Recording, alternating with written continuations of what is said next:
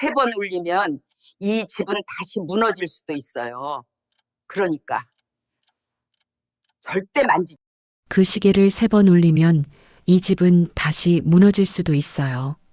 그 말은 저택 첫 출근 날 아침 오선우의 귀에 깊이 박힙니다. 아직 그 집의 문고리조차 제대로 잡아보지 않은 사람이었지만 누군가의 경고는 그의 하루 전체를 통째로 흔들어 놓기에 충분했습니다. 사연 시작 전 구독, 좋아요. 함께 부탁드려요. 그리고 댓글로 사연의 주인공을 위한 응원의 메시지를 남겨주세요. 이제 사연을 시작합니다.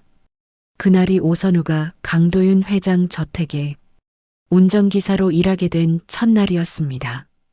운전 경력은 7년, 큰 사고 없이 살아왔고 어디에서든 눈에 띄지 않는 사람이 되는 것을 삶의 방식으로 삼아왔습니다. 스스로를 특별하다고 생각해 본 적은 거의 없었습니다. 그러나 저택 앞에 도착한 순간부터 그의 평범한 자신감은 조금씩 부서지기 시작합니다. 대문이 열리고 안으로 들어서는 길, 돌바닥은 빗물에 젖어 있고 정원은 지나칠 정도로 정돈되어 있습니다. 사람이 사는 공간이라기보다 오랫동안 숨을 참고 유지되어 온 장소처럼 느껴집니다. 현관을 지나 복도로 들어서자 공기는 더 무겁게 내려앉아 있습니다. 넓고 고급스럽지만 따뜻함은 느껴지지 않습니다. 이곳은 살아있는 집이 아니라 관리되고 있는 집에 가깝습니다. 그때 오선우의 시선이 자연스럽게 거실 한쪽으로 끌립니다. 유리문이 달린 오래된 진열장 하나가 눈에 들어옵니다. 그 안에는 회중시계가 놓여 있습니다. 금색도 은색도 아닌 빛이 바랜 금속빛의 시계입니다. 체인은 가지런히 접혀 있고 시계 뒷면이 살짝 드러나 있습니다. 그 작은 면에 새겨진 각인은 이상할 정도로 선명하게 그의 마음을 찌릅니다. 이유를 설명할 수는 없습니다. 다만 저것을 만지면 안 된다는 감각이 공기처럼 그를 감싸고 있습니다. 그 순간 뒤에서 낮은 목소리가 들려옵니다. 새로 오셨어요? 오선우가 돌아보자 집안일을 돕는 사람처럼 보이는 중년 여성이 서 있습니다. 60대 중반쯤의 여성으로 청소 장갑을 벗으며 다가옵니다. 인상은 온화하지만 눈빛만큼은 놀라울 정도로 또렷합니다. 오선우는 예의 바르게 고개를 숙이며 자신을 소개합니다. 오늘부터 운전기사로 일하게 되었다는 말과 함께 이름을 밝힙니다. 여성은 자신을 박정자라고 소개합니다. 매일 상주하는 사람은 아니지만 가끔 이 집의 정리를 돕고 있다고 말합니다. 그녀는 그의 인사를 받자마자 그의 눈보다 먼저 그의 시선을 읽은 듯합니다. 오선우가 진열장을 보고 있다는 사실을 이미 알아차린 것입니다. 박정자는 아주 낮은 목소리로 말합니다. 그거 오래 보지 마세요. 오선우가 이유를 묻기도 전에 그녀는 말을 이어갑니다. 사람이 이상해집니다. 그 시계는 여기서 시간이 아닙니다. 농담처럼 넘길 수 있는 말이지만 그녀의 얼굴에는 웃음이 없습니다. 오히려 확실히 선을 긋듯 조심스럽지만 단호하게 덧붙입니다. 3번 울리면 이 집은 다시 무너질 수도 있습니다. 그러니까 절대 만지지 마세요. 그 말이 끝나는 순간 오선우의 목덜미가 서늘해집니다. 그 경고는 값비싼 물건을 조심하라는 수준이 아닙니다.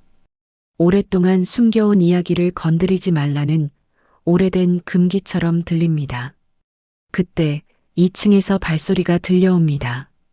박정자는 더 말을 잇지 않습니다. 계단 난간 위로 강도윤 회장과 그의 아내 한미정이 내려옵니다.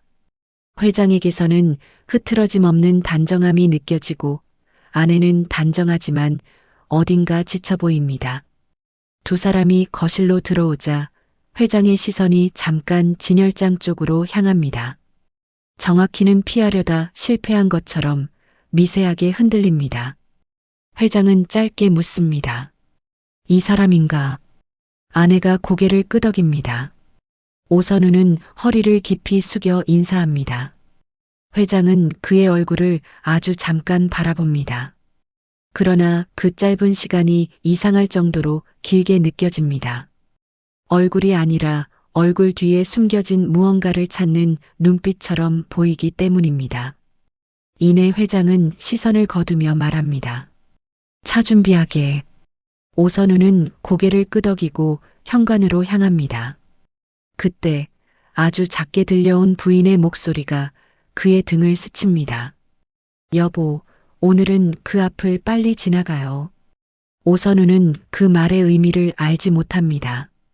다만 그 순간 이 집의 금기는 누군가를 다치게 하려는 것이 아니라 누군가를 지키기 위해 존재한다는 느낌을 받습니다.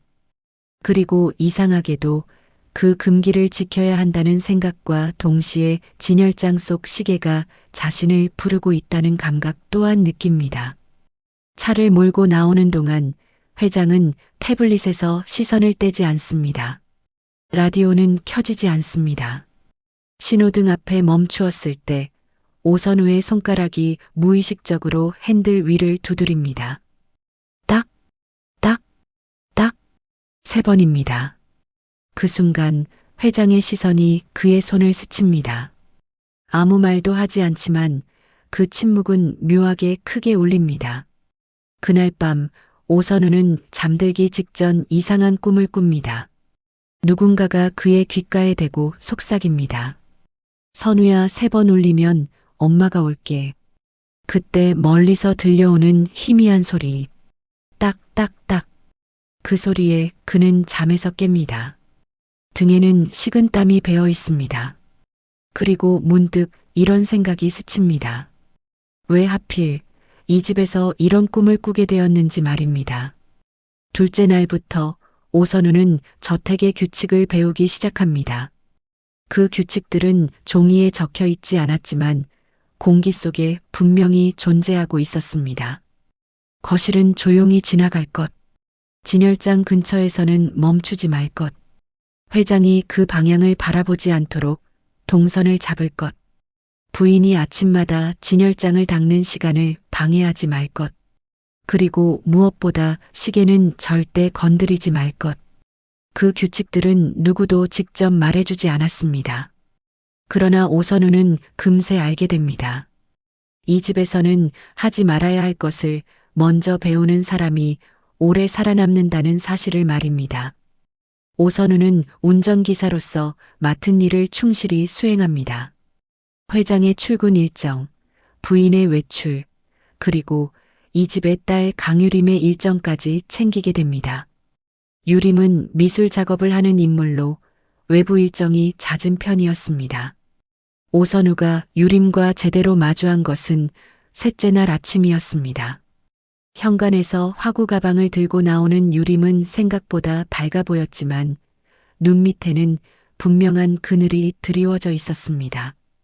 오랜 시간 잠을 제대로 자지 못한 사람의 흔적이었습니다. 유림은 먼저 말을 건넵니다. 기사님, 오선우 씨 맞죠? 앞으로 제 일정도 부탁드려요. 오선우는 고개를 숙이며 대답합니다. 네, 아가씨. 일정 말씀해 주시면 맞춰드리겠습니다. 그때 유림의 표정이 아주 잠깐 흔들립니다. 그 변화는 미세했지만 오선우는 느낍니다. 누군가 익숙한 소리를 들었을 때 나타나는 그 짧은 흔들림이었습니다. 유림은 잠시 그를 바라보다가 웃으며 말을 잇습니다. 목소리가 낯설지 않네요. 그 말은 농담처럼 흘려보낼 수 있었지만 오선우의 마음에는 이상하게 오래 남습니다. 오늘이 처음 만난 사람에게 하기에는 너무 정확한 표현이었기 때문입니다. 그날 오선우는 유림을 화방과 갤러리로 데려다 줍니다. 차 안에서는 일상적인 이야기만 오갑니다.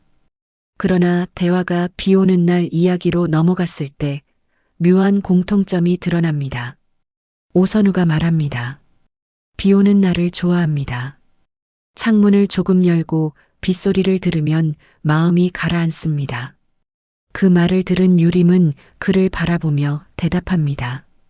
저도요. 이상하죠? 보통 다들 불편해하는데 저는 어릴 때부터 그랬어요.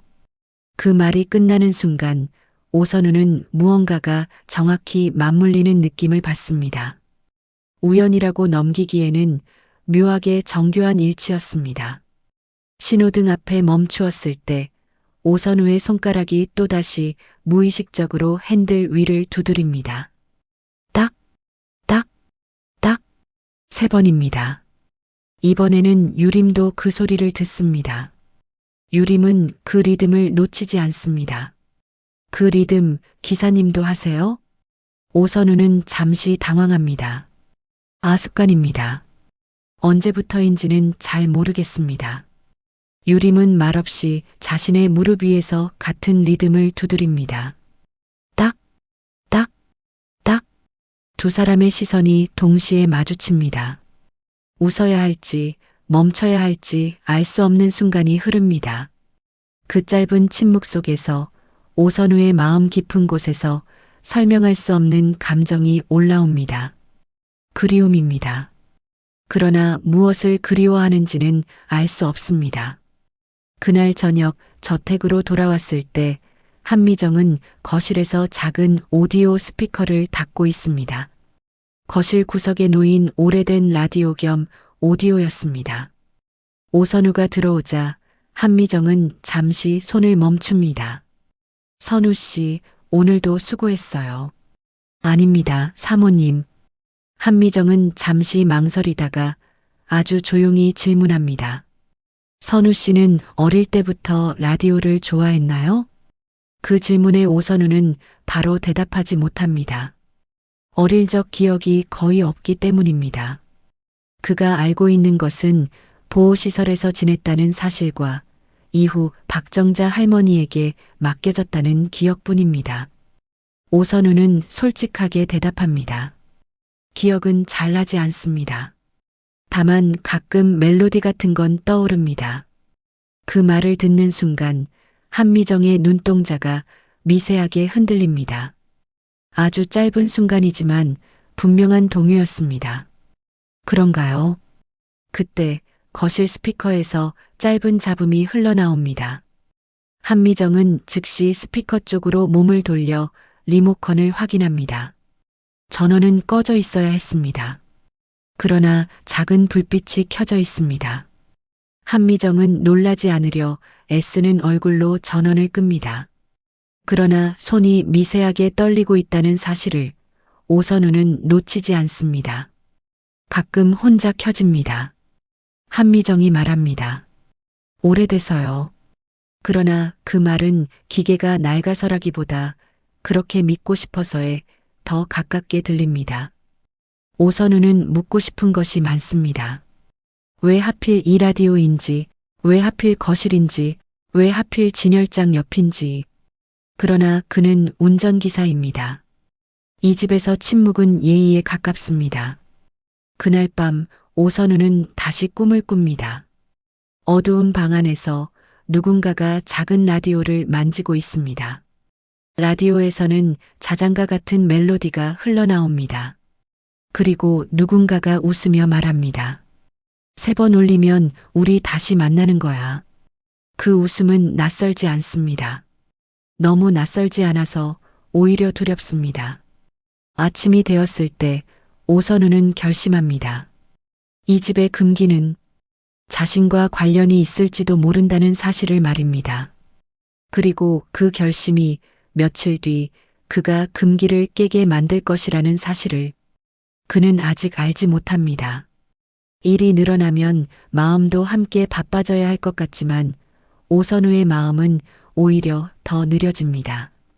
저택에서 며칠을 보내는 동안 그의 안에서는 정답을 찾으려는 욕구가 점점 커지고 있었습니다. 특히 강유림과 함께 있을 때 너무 많은 것들이 겹칩니다. 비 오는 날을 좋아하는 취향, 진한 커피를 선호하는 습관, 백단향 같은 향에서 느끼는 안정감, 그리고 무엇보다도 두 사람이 무의식적으로 반복하는 리듬, 딱딱딱 3번입니다. 오선우는 애써 그것을 우연이라고 넘기려 합니다. 그러나 우연은 보통 한두 번에서 멈춥니다. 반복되는 일치는 점점 무언가의 그림자처럼 그의 마음에 남습니다. 어느 날 강도윤 회장은 회사에서 급히 필요한 서류가 있다며 오선우에게 저택에 들러 서류를 가져오라고 지시합니다. 평소라면 부인이나 집안 도우미가 챙길 일이었지만 그날은 모두 외출 중이었습니다. 유림은 작업실로 나가 있었고 회장과 부인도 외부 일정이 있었습니다. 집이 비어 있다는 말을 듣는 순간 오선우의 가슴이 묘하게 두근거립니다. 그 두근거림은 긴장이라기보다 설명하기 어려운 기대에 가깝습니다. 그는 그 이유를 이해하지 못합니다. 그러나 이해되지 않는 감정일수록 가장 위험합니다. 오선우는 현관문을 열고 집 안으로 들어섭니다. 저택은 놀라울 만큼 조용합니다. 대리석 바닥에 울리는 발소리는 지나치게 크게 들리고 그 울림은 그의 심장 박동과 겹쳐집니다. 서재로 가기 위해서는 거실을 지나야 합니다. 그는 최대한 시선을 앞에 고정한 채 빠르게 지나가려 합니다. 그러나 거실 입구에서 그의 발걸음이 멈춥니다. 진열장입니다. 그리고 그 안에 회중시계입니다. 햇빛이 유리문에 반사되며 시계의 체인이 잠깐 번쩍입니다.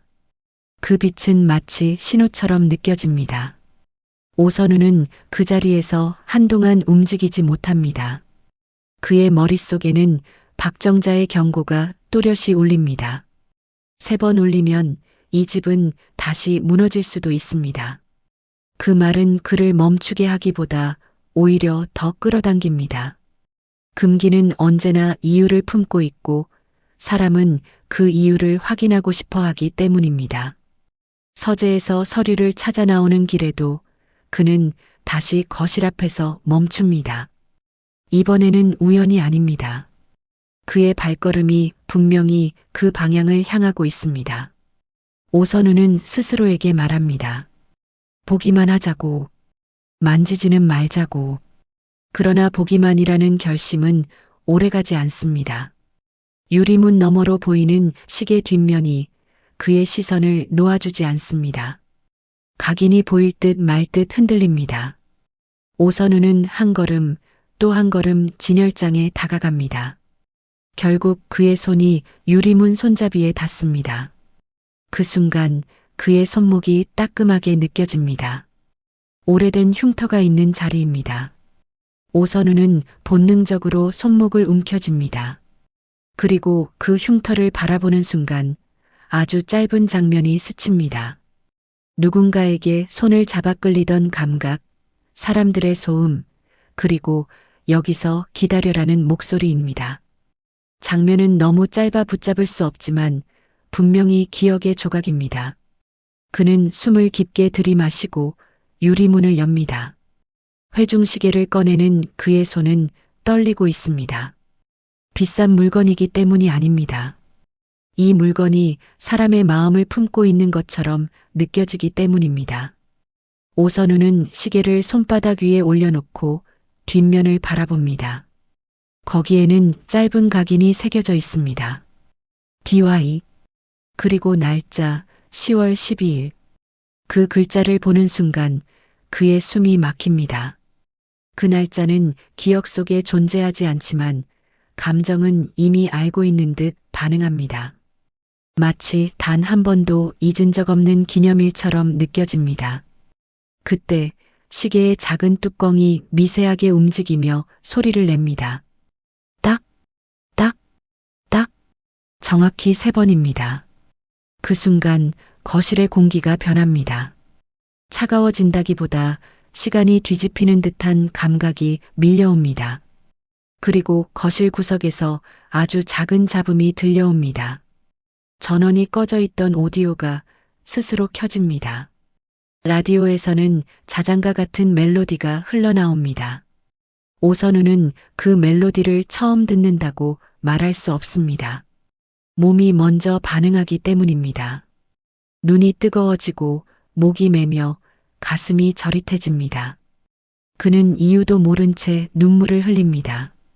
그때 현관문 여는 소리가 들려옵니다. 누군가가 돌아온 것입니다. 오선우는 시계를 손에 든 채 그대로 굳어버립니다. 그리고 그의 머릿속에는 단 한 문장만이 맴돕니다. 그는 금기를 깨버렸습니다. 현관 쪽에서 가장 먼저 들려온 목소리는 강유림의 것이었습니다. 아, 맞다. USB를 깜빡했어요. 거실 지나서 바로 뒤이어 강도윤의 목소리가 들려옵니다. 금방 가져오게. 시간 없소. 그리고 한미정의 목소리가 이어집니다. 평소보다 낮고 조심스러운 톤입니다. 유림아, 미끄러우니까 천천히. 세 사람의 목소리는 복도를 따라 거실 쪽으로 점점 가까워집니다. 오선우는 숨을 삼킵니다. 손에 쥔 회중시계가 이전보다 훨씬 무겁게 느껴집니다. 거실에는 여전히 자장가가 흐르고 있습니다. 멈춰야 한다는 생각은 들지만 몸이 말을 듣지 않습니다. 리모컨을 찾으려다 손이 떨려 오히려 더 큰 소리가 날까 두려워집니다. 그때 거실 입구에 강유림이 먼저 모습을 드러냅니다. 그녀는 한 발짝 안으로 들어서자마자 그대로 멈춰섭니다. 유림의 시선은 천천히 이동합니다. 오선우의 손, 그 손에 들린 시계, 그리고 열려있는 진열장. 그 움직임이 지나치게 느리게 느껴집니다. 마치 시간이 늘어진 것처럼 보입니다. 선우 씨. 강유림이 그의 이름을 부르는 순간 오선우의 가슴이 크게 내려앉습니다. 그녀의 얼굴에는 분노가 없습니다. 대신 무너지고 있는 표정이 자리하고 있습니다. 두려움과 설명하기 어려운 희망이 동시에 섞여 있는 얼굴입니다. 곧이어 강도윤이 거실 입구에 섭니다. 그는 안으로 들어오기 전 먼저 오디오에서 흘러나오는 멜로디를 듣습니다. 그 소리를 듣는 순간 강도윤의 얼굴에서 혈색이 빠져나갑니다. 그는 더 이상 한 발짝도 들어오지 못한 채 그 자리에 굳어섭니다. 마치 발이 바닥에 묶인 사람처럼 보입니다. 한미정도 뒤따라 들어옵니다. 멜로디가 들려오자마자 그녀의 손에서 핸드백이 떨어집니다. 한미정의 손이 입으로 올라갑니다. 눈이 크게 뜨이고 호흡이 흔들립니다. 그녀의 시선은 곧 오선우의 손에 들린 시계로 향하고 이어서 그의 손목으로 이동합니다. 손목의 흉터를 확인하는 순간 한미정의 숨이 멎은 듯합니다. 설마. 그 목소리는 거의 속삭임에 가깝습니다. 그제야 오선우는 정신을 추스르며 허리를 깊이 숙입니다. 죄송합니다. 정말 죄송합니다. 저도 모르게. 변명을 이어갈수록 상황이 더 비참해질 것 같아 그는 말을 멈춥니다. 그러나 강도윤은 분노하지 않습니다. 그 대신 떨리는 목소리로 질문합니다. 지금 울렸나? 오선우는 고개를 끄덕입니다. 네, 3번. 강도윤은 아주 천천히 거실 안으로 들어옵니다. 그의 움직임은 조심스럽습니다. 시계를 빼앗듯 가져가려 하지 않고 마치 깨질까 두려운 물건을 바라보듯 시선만 고정한 채 다시 묻습니다. 뒷면을 봤나? 오선우는 떨리는 목소리로 대답합니다. 각인이 DY 그리고 날짜는 10월 12일이었습니다. 그 말을 듣는 순간 강유림은 깊게 숨을 들이마십니다. 한미정의 눈에서는 눈물이 떨어집니다. 강도윤은 그 자리에서 눈을 감았다가 다시 뜹니다. 그 짧은 동작 안에는 오선우가 알지 못하는 수십 년의 시간이 담겨 있습니다. 한미정이 무너지는 목소리로 말합니다. 여보, 그날이잖아요. 강도윤은 고개를 돌려 아내를 바라봅니다. 그의 눈빛은 크게 흔들리지만 무너지지 않으려는 힘이 담겨 있습니다. 이내 그는 강유림을 한번 바라보고 다시 오선우를 봅니다. 마지막으로 그의 손목 흉터를 다시 확인합니다. 오선우 씨. 강도윤이 낮게 말합니다. 자네 어디서 왔나? 오선우는 숨을 고르고 사실대로 말합니다. 어릴 때 보호시설에 있었습니다.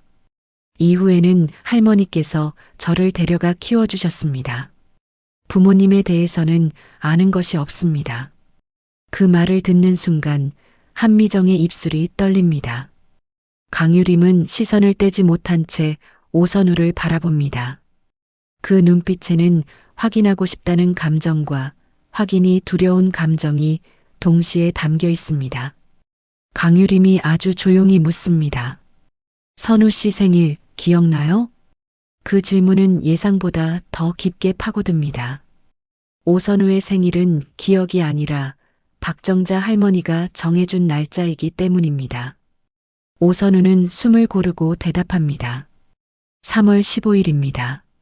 할머니가 그날을 제 생일로 정해주셨습니다. 그 말을 듣는 순간 강유림의 얼굴이 순식간에 하얗게 질립니다. 그녀는 한 손으로 입을 막습니다. 저도 3월 15일입니다. 그 순간 거실의 공기가 무겁게 내려앉습니다. 강도윤은 의자 등받이를 꽉 붙잡고 한미정은 주저앉을 듯 비틀거립니다. 강유림은 웃지도 울지도 못한 채 눈물만 맺힌 표정으로 서 있습니다. 라디오는 여전히 자장가를 흘려보냅니다. 그 멜로디가 계속되는 동안 그 누구도 쉽게 말을 잇지 못합니다. 오선우는 그 침묵 속에서 깨닫습니다. 이 집의 금기는 시계를 보호하기 위한 것이 아니었습니다. 사람들을 보호하기 위한 것이었습니다.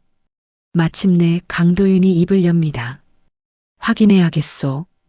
한미정이 떨리는 목소리로 말합니다. 여보, 그럼 정말. 강도윤은 고개를 끄덕이며 단호하게 말합니다. 지금은 아무에게도 말하지 말고 내일 아침 병원으로 갑시다. 확실하게, 흔들리지 않게. 오선우의 목이 메입니다. 이게 사실이라면 그는 아들이 됩니다. 사실이 아니라면 그는 이 가족의 상처를 다시 헤집은 사람이 됩니다. 그 불안의 중심에서 라디오는 마지막 후렴을 흘려보냅니다.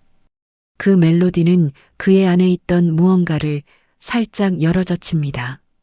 엄마라는 단어가 그도 모르게 목구멍까지 차오릅니다. 그날 저녁 오선우는 자신의 집으로 돌아옵니다. 그러나 집에 도착했음에도 마음은 여전히 저택 거실에 머물러 있습니다. 몸은 익숙한 빌라 2층에 들어섰지만 정신은 아직 그 진열장 앞에 서 있는 듯합니다. 박정자 할머니는 그의 얼굴을 보자마자 알아차립니다.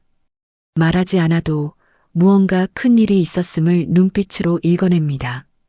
선우야, 무슨 일 있니? 오선우는 잠시 망설이다가 고개를 젓습니다. 안 해요. 할머니, 조금 피곤해서 그래요. 그렇게 말하자 박정자는 더 묻지 않습니다. 그녀는 오선우가 말을 숨길 때 그 이유까지도 존중해주는 사람이기 때문입니다. 그러나 그날 그 배려는 오선우의 마음을 더 아프게 합니다. 자신이 할머니에게서 조금씩 멀어지고 있다는 느낌을 받기 때문입니다. 그날 밤 오선우는 쉽게 잠들지 못합니다.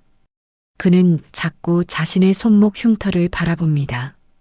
언제 생겼는지도 모르는 상처였지만 이제는 누군가의 과거를 증명하는 흔적이 되어버렸습니다.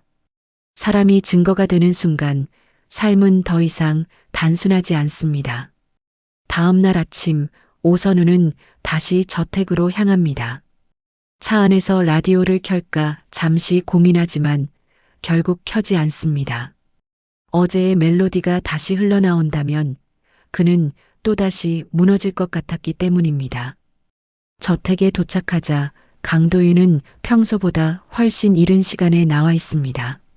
그리고 너무도 자연스럽게 마치 일상적인 인사처럼 오선우에게 물을 권합니다. 선우 씨, 물 한잔하고 갑시다. 그 말의 의미를 오선우는 바로 알아차립니다. 검사입니다. 비교를 위한 준비입니다. 오선우는 모른 척 고개를 끄덕이며 물을 마십니다. 컵을 내려놓고 현관으로 나가려는 순간 강도윤이 그를 부릅니다. 선우 씨. 네, 회장님. 강도윤은 잠시 말을 고르다가 조용히 말합니다. 오늘은 평소처럼 행동하게. 유림에게도 집안 사람에게도 아직은 말하지 말고. 그 말은 아직은 믿지 말자는 뜻처럼 들립니다. 확신이 나오기 전까지 감정조차 유보하자는 선택입니다. 오선우가 밖으로 나간 직후 강도윤은 그가 사용한 컵을 조심스럽게 비닐에 넣습니다. 그 장면을 오선우는 백미러로 보지 않으려 애쓰지만 마음은 자꾸 뒤로 향합니다. 계단에서 내려오던 한미정은 그 모습을 보고 잠시 눈을 감습니다. 그녀의 얼굴에는 후회와 죄책감, 그리고 아직 살아있는 희망이 동시에 떠올라 있습니다. 그날부터 일주일은 모든 사람이 서로를 관찰하는 시간으로 흘러갑니다. 오선우는 운전하면서 유림의 말투를 듣고 유림은 그의 손이 핸들을 잡는 방식을 바라봅니다. 한미정은 현관에 들어서는 그의 걸음걸이를 보고 강도윤은 신호등에 멈출 때마다 그의 손가락을 살핍니다. 딱, 딱, 딱. 오선우는 그 리듬을 멈추려 애씁니다. 그러나 몸이 기억하는 습관은 머리로 쉽게 지울 수 있는 것이 아닙니다. 어느 날 차 안에서 강유림이 조용히 말을 꺼냅니다.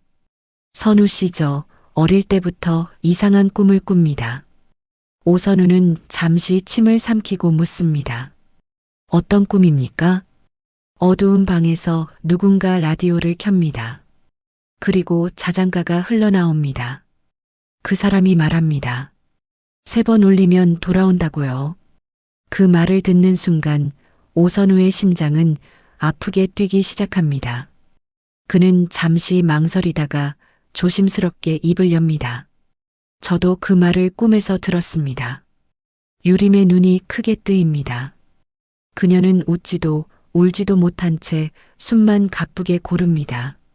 우리 정말 그러나 그 말은 끝내 끝마치지 못했습니다. 말로 완성되는 순간 현실이 되어버릴까 두렵기 때문입니다. 그리고 7째 날 아침 저택 우편함에 병원 봉투 하나가 도착합니다. 강도윤은 그 봉투를 들고 거실로 들어갑니다. 한미정과 유림도 뒤를 따릅니다. 거실 문은 조용히 닫힙니다.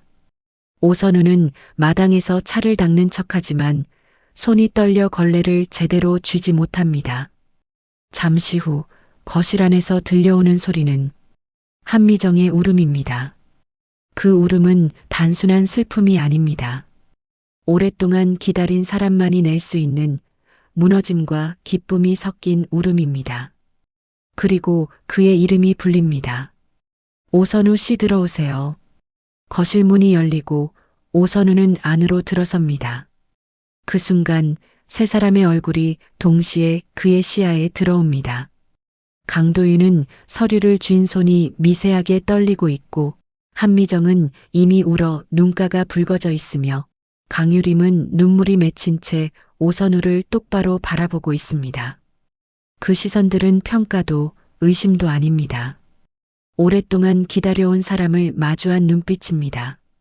강도윤이 낮은 목소리로 말합니다. 앉게. 오선우는 소파 끝에 조심스럽게 앉습니다. 심장이 너무 빠르게 뛰어 숨을 고르기 어렵습니다. 강도윤은 서류를 천천히 오선우 앞으로 밀어놓습니다. 오선우가 그 종이를 집어드는 순간 가장 먼저 눈에 들어오는 문장이 있습니다. 친자관계 일치 확률 99.99%. 그 숫자는 지나치게 명확합니다. 명확해서 오히려 현실처럼 느껴지지 않습니다. 오선우는 종이를 내려다보면서도 믿지 못한 채 멈춰 있습니다. 그때 한미정이 자리에서 일어납니다.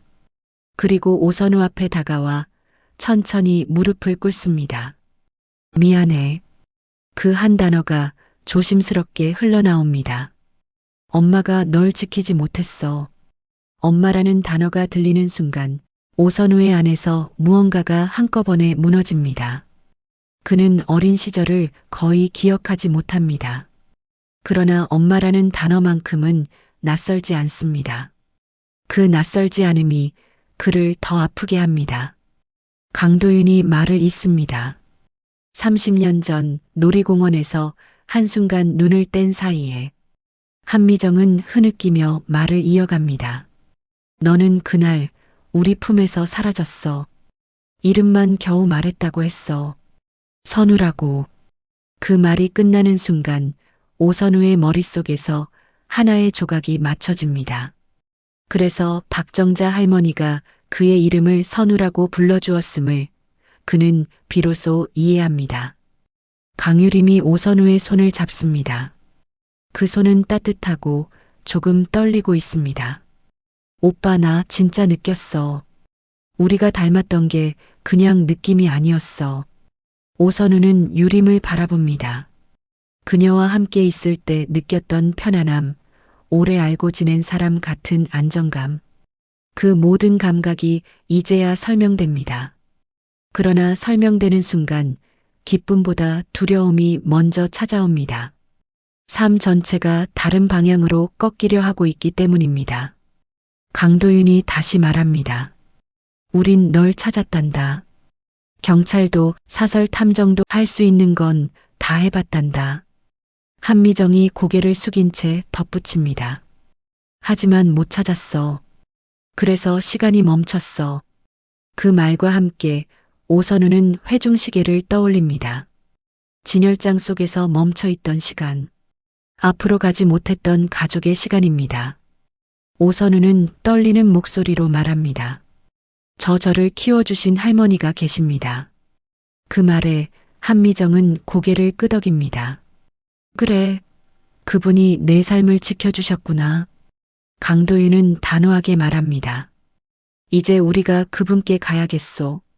그 말은 선택이 아니라 책임처럼 들립니다. 함께 가자고 말씀드리겠소. 그분은 우리 가족이요. 그 문장은 오선우의 가슴을 아프게 찢는 동시에 붙여줍니다.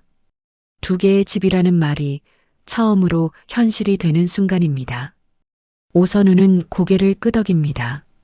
눈물 속에서도 그 선택만큼은 분명합니다. 그날 네 사람은 낡은 빌라로 향합니다. 오선우가 숨쉬는 법을 배운 집, 버텨내는 법을 익힌 집, 그리고 돌아올 수 있었던 집입니다. 차가 멈추고 문 앞에 섭니다. 오선우의 인생은 그 문 앞에서 다음 장을 준비하고 있습니다. 딩동. 문이 열리고 박정자 할머니가 모습을 드러냅니다. 선우야, 오늘은 왜 이렇게 해? 말은 더 이상 이어지지 않습니다. 할머니의 시선이 오선우의 뒤에 서 있는 사람들에게 닿았기 때문입니다. 문이 열리자 박정자 할머니의 얼굴이 보입니다. 늘 입던 얇은 니트에 앞치마를 두른 모습입니다. 눈빛은 또렷하지만 오선우의 표정이 평소와 다르다는 것을 느꼈는지 잠시 멈칫합니다. 선우야, 오늘은 왜 이렇게 해? 말을 끝내기도 전에 박정자의 시선이 오선우의 뒤로 이동합니다. 좁은 복도에 서 있는 강도윤과 한미정, 그리고 강유림의 모습이 한눈에 들어옵니다. 박정자는 사람 수를 세지 않으려는 듯 잠시 눈을 감았다가 뜹니다. 낯선 얼굴들이지만 그 표정만으로도 무슨 일이 벌어졌는지 어렴풋이 짐작하는 듯합니다. 강도윤이 먼저 한 발 앞으로 나섭니다. 저택에서는 늘 큰 사람처럼 보였던 그이지만 이 문 앞에서는 작아 보입니다. 손에는 서류 봉투가 들려 있고 목소리는 단호하려 애쓰지만 끝이 미세하게 흔들립니다. 어르신, 잠시 들어가도 되겠습니까? 박정자는 말없이 몸을 옆으로 비켜 문을 더 열어줍니다. 거실은 늘 그렇듯 소박합니다. 낮은 소파, 작은 테이블, 벽에 걸린 달력, 약상자. 오선우가 어린 시절부터 매일 보아온 물건들입니다. 박정자가 물을 내오려 하자 한미정이 급히 손사래를 칩니다. 아닙니다. 제가 하겠습니다. 한미정의 손은 잔을 잡는 내내 떨립니다. 결국 물이 조금 넘치고 박정자는 아무 말 없이 행주를 가져와 테이블을 닦아줍니다. 그 장면 하나만으로 오선우의 눈가가 뜨거워집니다. 박정자는 늘 누군가의 떨림을 말없이 받아주는 사람이었음을 그는 다시 깨닫습니다. 모두가 자리에 앉고 강도윤은 서류 봉투를 테이블 위에 올려놓습니다. 한미정은 손으로 입을 막고 있고 강유림은 오선우의 손을 놓지 않습니다. 오선우는 박정자 옆에 앉지만 아직 할머니의 손을 잡지 못합니다. 잡는 순간 자신의 마음이 먼저 무너질 것 같기 때문입니다. 강도윤이 조심스럽게 말합니다. 저는 강도윤입니다. 그리고 이 사람은 제 아내 한미정, 딸 유림입니다. 박정자는 고개를 끄덕인 뒤 곧바로 오선우를 바라봅니다. 선우야, 내가 말해라. 그 한마디는 오선우의 가슴에 깊이 박힙니다. 그는 입술을 다물었다가 어렵게 엽니다. 연습해서 꺼낼 수 있는 말이 아니라는 것을 알고 있기 때문입니다. 할머니, 제 친부모님을 찾았습니다. 박정자의 표정은 크게 흔들리지 않습니다. 마치 언젠가 올 것을 이미 알고 있던 사람처럼 보입니다. 그래. 그래서 오늘 얼굴이 그랬구나. 한미정이 자리에서 일어나 무릎을 꿇으려 하자 박정자는 손을 내저으며 말합니다. 아니요, 아니요. 바닥이 차갑습니다. 그러나 한미정은 결국 바닥에 무릎을 대고 앉습니다. 앉는 동작이라기보다 감정이 무너져 내려앉는 모습에 가깝습니다. 어르신 죄송합니다. 그 목소리는 울음에 잠겨 있습니다. 제가 아이를... 말은 끝내 이어지지 않습니다. 말을 완성하는 순간 죄가 확정될 것 같기 때문입니다. 강도윤 역시 자리에서 일어나 깊이 고개를 숙입니다. 감사합니다. 저희 아이를 여기까지 키워주셔서. 박정자는 두 사람을 잠시 바라보다가 오선우에게 묻습니다. 검사는 했느냐? 오선우는 고개를 끄덕입니다. 강도윤은 봉투를 열어 서류를 내밉니다. 박정자는 글자를 하나하나 따라 읽습니다. 마지막 줄에서 시선이 멈춥니다. 99.99%. 그 숫자 앞에서 박정자는 놀라지 않습니다. 대신 두 손으로 무릎을 꼭 잡습니다. 손등이 하얗게 변할 만큼 힘을 줍니다. 그날이구나. 그녀는 낮게 중얼거립니다. 놀이공원 근처에서 울고 있던 아이가 너였구나. 그 말에 오선우의 숨이 멎습니다. 머릿속 어딘가에서 희미한 불빛이 켜집니다. 사람들, 풍선, 달콤한 냄새, 그리고 손을 놓친 순간의 공포. 누군가가 그의 손목을 잡아 끌었고 그때 긁혀 생긴 상처. 오선우는 손목의 흉터를 바라본 뒤 처음으로 박정자의 손을 붙잡습니다. 할머니. 박정자의 손은 따뜻하고 거칩니다.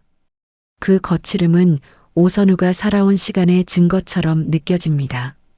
박정자는 그의 손을 꼭 쥔 채 말합니다. 난 이 아이를 키운 게 아니다. 이 아이가 나를 살렸다. 그 말은 담담하지만 그 담담함이 더 깊게 파고듭니다. 외로울 때는 이 아이가 웃어줬고 아플 때는 물을 떠다 줬다. 내가 세상에 남아 있어야 할 이유를 만들어줬다. 한미정은 울음을 터뜨리고 강유림의 어깨도 함께 떨립니다. 강도윤은 고개를 숙인 채 입술을 꽉 깨뭅니다. 박정자는 오선우의 손을 놓지 않은 채 말을 잇습니다. 선우야, 내가 어디로 가든 난 괜찮다. 대신 한 가지만 약속해라. 내 할머니, 너를 낳아준 사람들을 미워하지는 말아라. 그 말이 끝나자 오선우는 참아왔던 눈물을 흘립니다. 그는 고개를 끄덕이며 할머니의 손을 더 세게 잡습니다. 할머니 없이 저는 못 갑니다. 그 말에 박정자의 눈가에도 눈물이 맺힙니다. 그녀는 그의 뺨을 천천히 쓰다듬습니다. 그래, 그럼 두 집이 되면 되지. 그 한마디가 그날의 기적이 됩니다.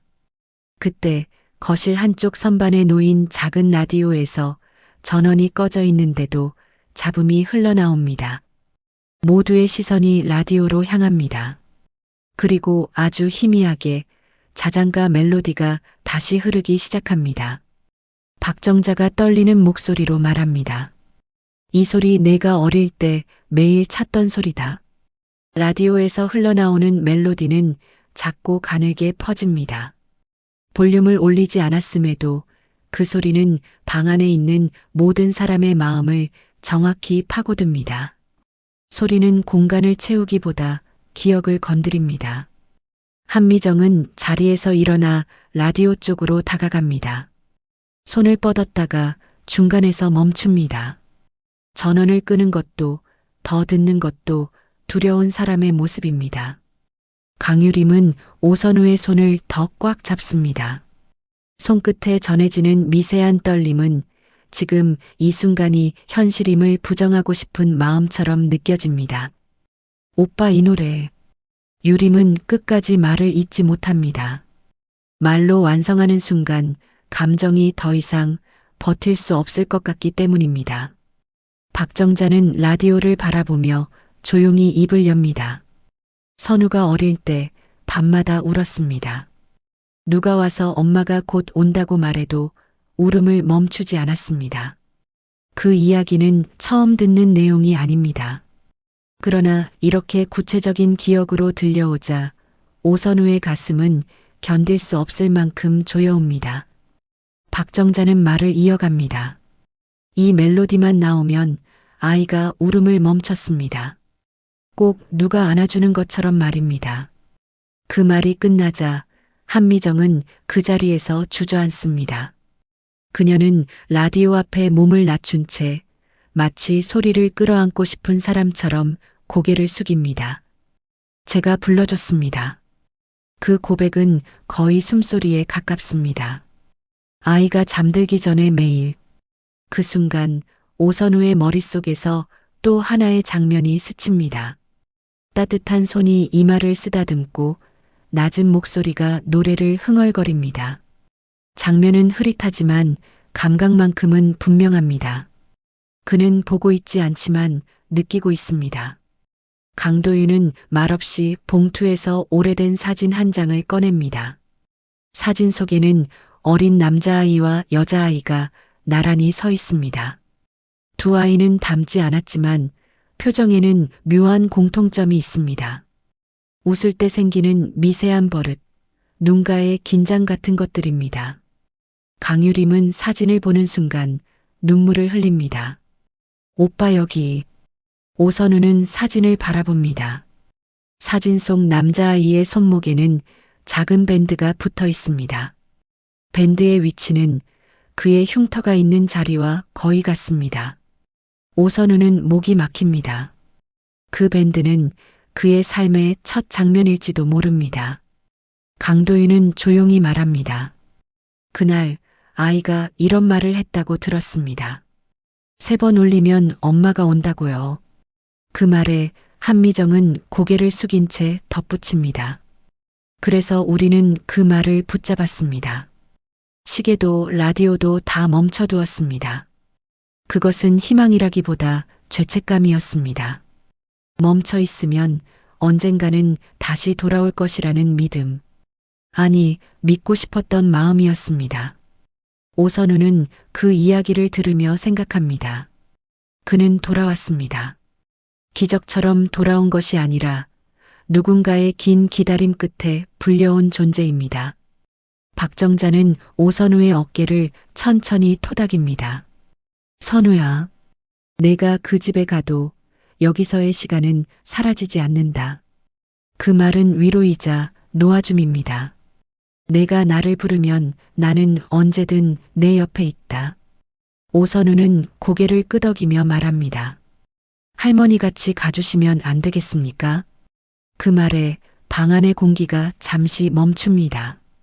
강도윤은 고개를 끄덕이며 답합니다. 당연합니다.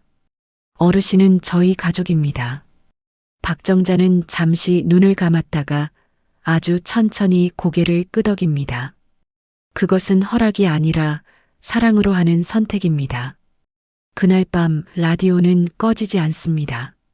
누군가 켠 것도 아닌데 자장가는 조용히 이어집니다. 마치 오랫동안 흩어져 있던 사람들이 한 공간에 모였다는 사실을 확인하듯이 말입니다. 그리고 멜로디가 끝나갈 즈음 잡음 사이로 아주 희미한 소리가 섞여 나옵니다. 분명히 그의 이름입니다. 오선우는 자리에서 일어섭니다. 강유림도 한미정도 강도윤도 박정자도 모두 숨을 멈춥니다. 라디오는 다시 한번 잡음을 냈고 목소리는 사라집니다. 그러나 오선우는 확신합니다. 기억이 돌아오고 있습니다. 그리고 그 기억은 죄책감만이 아니라 사랑의 흔적이기도 할 것입니다. 며칠 뒤 저택으로 향하는 차 안은 조용합니다.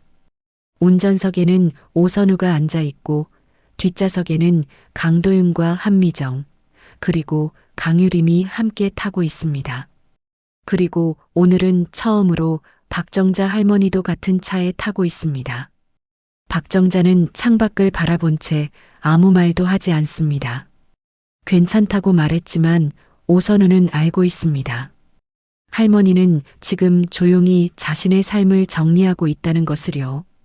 오선우는 룸미러로 할머니의 얼굴을 잠깐 바라봅니다. 늘 단정한 얼굴이지만 눈가가 살짝 젖어 있습니다. 그 모습을 보는 순간 그의 손에 힘이 들어갑니다. 도로 위의 흰 선이 잠시 흔들려 보입니다. 그는 숨을 크게 들이마신 뒤 평소보다 천천히 운전합니다. 오늘만큼은 도착보다 과정이 더 중요하기 때문입니다. 저택의 대문이 보이자 박정자가 작은 목소리로 말합니다. 크구나. 한미정은 조심스럽게 말을 건넵니다. 어르신, 혹시 불편하시면. 박정자는 고개를 젓습니다. 아닙니다. 그냥 선우가 이런 곳에서도 잘 버텼구나 싶어서 그렇습니다. 그 말에 한미정은 창밖으로 시선을 돌려 눈물을 닦습니다. 강도윤은 여전히 말을 하지 않습니다. 그 침묵에는 미안함과 감사함이 함께 담겨 있습니다. 저택에 도착하자 한미정은 가장 먼저 박정자의 손을 잡아드립니다. 계단을 오르는 동안 그녀는 할머니의 발을 계속해서 살핍니다. 그 과도할 만큼 조심스러운 태도는 그녀가 할 수 있는 최선의 진심입니다. 강유림은 할머니 옆에서 짐을 들고 있고 오선우는 그 뒤를 따르며 그 모습을 바라봅니다. 이렇게 많은 손을 받으며 살게 될 줄은 몰랐습니다. 거실로 들어서자 그 진열장과 회중시계가 다시 시야에 들어옵니다. 오선우는 반사적으로 걸음을 늦춥니다. 그의 인생을 뒤집어 놓은 작은 물건입니다. 박정자는 진열장을 바라보다가 한 걸음 다가갑니다. 이게 그 시계구나. 한미정은 급히 말합니다. 어르신, 아직은 손대지 않으시는 게. 그러나 박정자는 미소를 짓습니다. 걱정 마라. 난 물건을 보러 온 게 아니다. 이 아이가 지나온 시간을 보러 온 거다. 그 말에 오선우는 결국 눈물을 흘립니다. 고개를 숙이려 하지만 강유림이 그의 팔을 잡아 얼굴을 들게 합니다. 오빠, 울어도 돼. 그 한마디에 그는 더 이상 버티지 않습니다. 아무 말 없이 그 자리에 서서 울음을 흘립니다. 한미정은 그의 울음을 보며 입술을 깨뭅니다. 강도윤은 말없이 창밖을 바라봅니다. 그의 어깨도 미세하게 떨리고 있습니다. 그날 밤 거실에는 4사람이 앉아 있습니다. 강도윤, 한미정, 강유림, 그리고 박정자. 오선우는 조금 떨어진 자리에 앉아 있습니다. 아직 이 가족 안으로 들어가도 되는지 문턱을 확인하는 사람처럼 보입니다. 한미정이 먼저 말을 꺼냅니다. 선우야, 아니, 우리 아들. 그녀는 그 한 단어를 입 밖에 내자마자 말을 잇지 못합니다. 아들이라는 단어는 너무 늦게 온 기쁨이기 때문입니다. 강도윤은 손수건을 건네며 말합니다. 천천히 합시다. 우리도 연습이 필요합니다. 강유림은 오선우의 손을 잡고 말합니다. 오빠, 지금부터 다시 시작하면 됩니다. 다시 시작한다는 말은 따뜻하지만 오선우의 마음에는 또 다른 두려움이 스칩니다. 지금까지의 삶이 부정되는 것은 아닐지 그는 걱정합니다. 그때 박정자가 그의 마음을 읽은 듯 말합니다. 선우야, 너는 2번 태어난 거다. 오선우는 할머니를 바라봅니다. 한 번은 내 엄마가 낳았고 한 번은 내가 너를 살렸다. 그 말에 한미정과 강도윤은 고개를 숙입니다.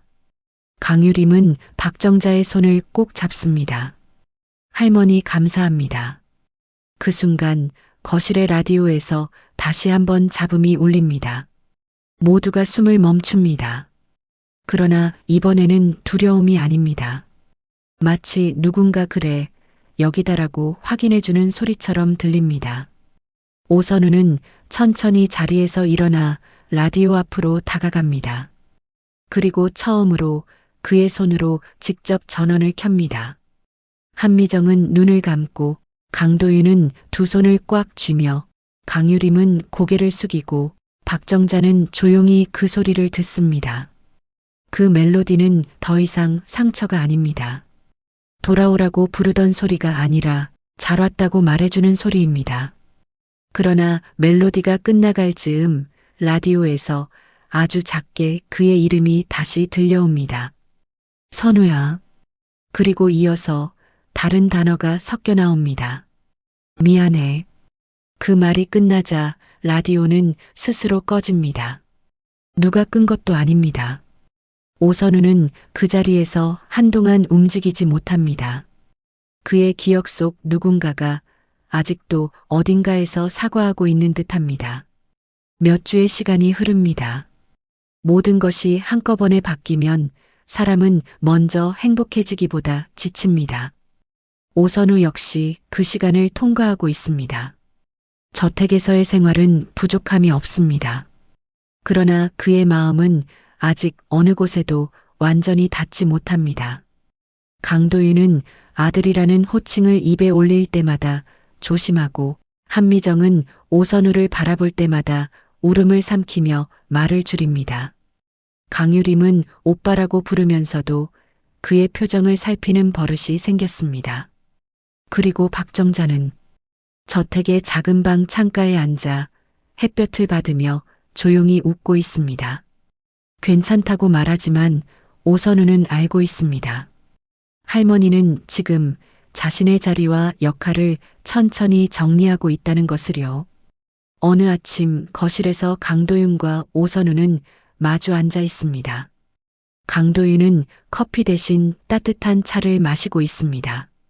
잠시 침묵이 흐른 뒤 그가 먼저 입을 엽니다. 선우야. 그 호칭은 아직도 조심스럽습니다. 나는 아버지 자격이 없는 사람이다. 오선우는 아무 말도 하지 못합니다. 강도윤은 고개를 숙인 채 말을 잇습니다. 하지만 자격이 없다고 도망치면 또다시 널 잃을 것 같아서 이번에는 도망치지 않을 거다. 그 말은 변명이 아니라 그의 최선의 고백입니다. 늦었지만 지금 하는 고백입니다. 그때 한미정이 거실로 들어옵니다. 그녀의 손에는 작은 상자가 들려 있습니다. 선우야, 이건 내 거야. 상자 안에는 작은 회중시계가 들어 있습니다. 진열장 속 시계와는 다릅니다. 더 오래되고 더 작습니다. 한미정은 시계 뒷면을 보여줍니다. SM. 그리고 날짜 3월 15일. 오선우는 숨을 멈춥니다.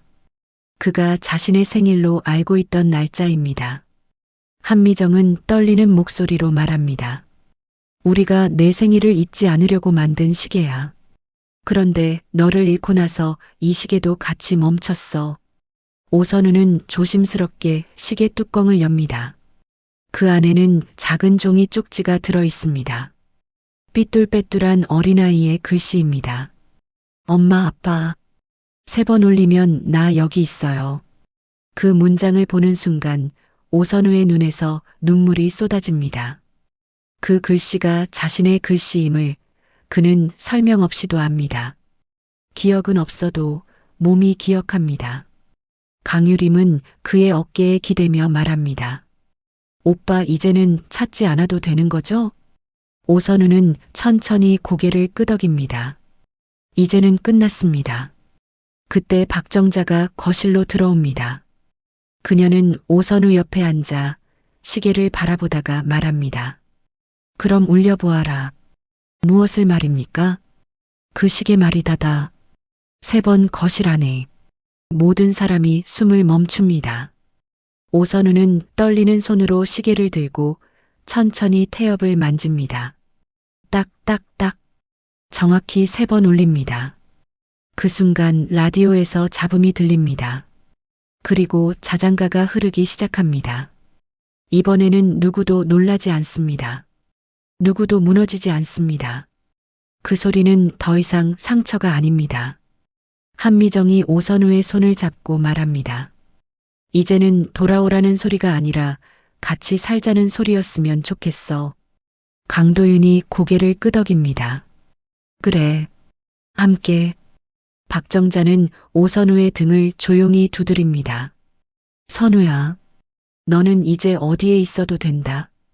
2집이든 3집이든 내가 사랑을 잃지 않으면 그게 내 집이다. 그 말은 오선우의 인생을 완성하는 문장입니다. 그는 천천히 숨을 내쉬고 처음으로 자연스럽게 한 단어를 꺼냅니다. 엄마. 한미정은 그의 품에 안깁니다. 그 울음은 슬픔이 아니라 살아남음의 울음입니다. 강도윤은 조용히 그의 어깨를 감싸 안고 강유림은 손을 잡은 채 웃으며 울고 박정자는 그 모습을 보며 눈을 감습니다. 라디오는 자장가를 끝까지 흘려보냅니다. 마지막 음이 사라질 때 거실 창으로 햇살이 들어와 시계 유리면을 반짝입니다. 이제 그 빛은 상처가 아닙니다. 새로운 시작입니다. 그리고 오선우의 마음속에서 조용한 문장이 완성됩니다. 3번 울리면 가족이 됩니다. 오늘의 사연을 마칩니다. 더 재미있고 감동적인 사연으로 다시 찾아뵐 수 있도록 구독과 좋아요를 눌러주세요. 그리고 사연의 주인공을 위한 응원의 말씀도 댓글로 부탁드립니다. 오늘 당신에게도 좋은 일이 일어날 겁니다. 명품 사연이었습니다.